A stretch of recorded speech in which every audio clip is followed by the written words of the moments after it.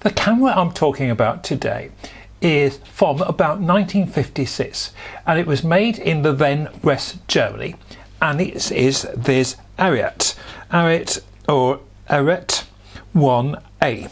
And this is very much typical of the good quality cameras you were getting from West Germany at this time. It's a pretty much of a manual camera.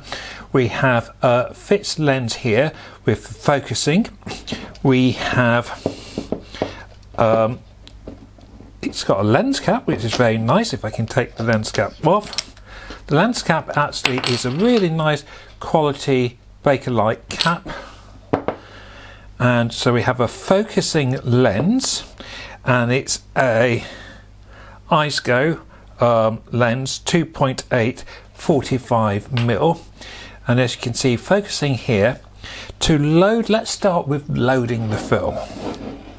So you open the back by here, and the film obviously would go in here, across here, and wind on here.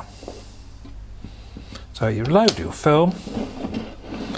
Focusing is in feet, so this was obviously made for the American and British market.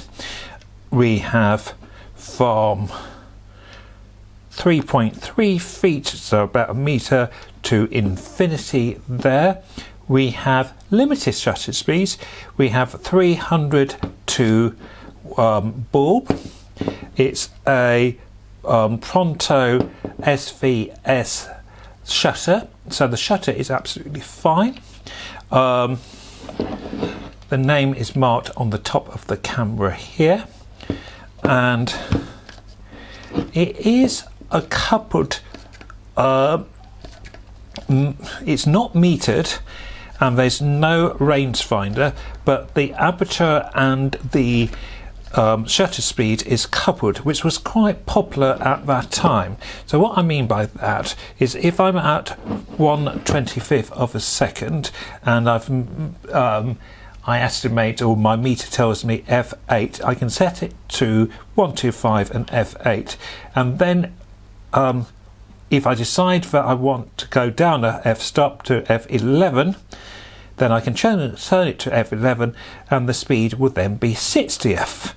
And likewise, if I decided that I wanted a slightly higher shutter speed, because I was worried about camera shake or something, I could go up to 300, but my f-stop is now 5.6 to 4.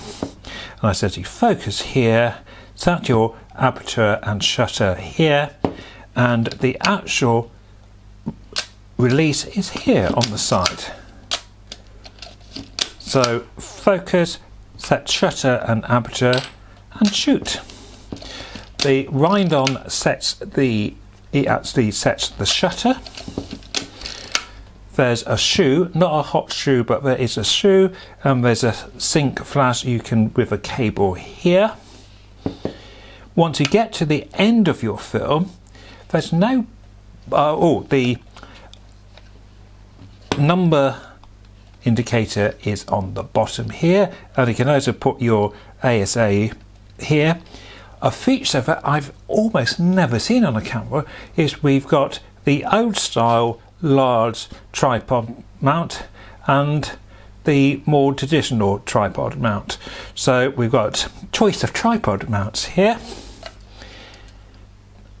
The only thing that is slightly different about this camera is there's no release of the sprockets here. To rewind the film, they neat little R here for rewind. We hold that and then we wind back the film here. So it's a neat looking camera. It's a nice quality camera. Let's see if the actual results were of a good quality. I took the camera out locally around where I live, and it was quite a bright autumn day, and the camera actually performed very well. This image is moderately sharp and it's clear. There's no shutter, there's no exposure meter, so I'm working on the sunny 16 rule. You know, if it's sunny, it's f16, and you go down from there. I'm using the camera on approximately 125th. I'm using Forma Pan 1:100 film. And you can see the lens is performing absolutely fine. We can see that even though it's focused on the building, we can read the sign. That's probably at about f8. These were about f8. The film is developed in ID11. I've been having some issues getting hold of ID11 at the moment.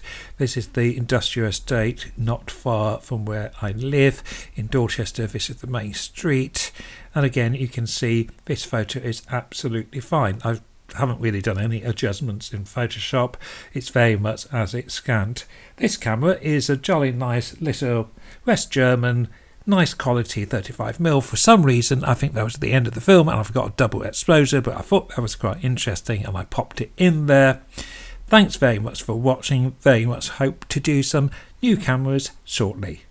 Thanks for watching again. Bye for now.